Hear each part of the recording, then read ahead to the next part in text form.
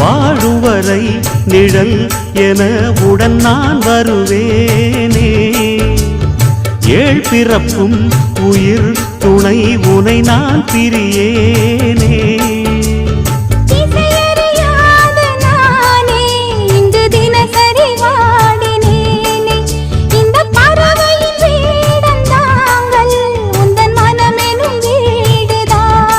நீண்ட காலம் நேர்ந்த சோகம் நீங்கி போக நானும் தீண்ட யோகம் விளங்கிட. பூமிக்கொரு பாரம் என்று எண்ணி இருந்தேன், பூமுதிக்க யாரும் இன்றி கண்ணி இருந்தேன். சொந்தமின்றி பந்தமின்றி நானும் இருந்தேன், தொட்டு ஒன்று தொட்டு வைத்து பூவை அடைந்தேன். நன்றி சொல்ல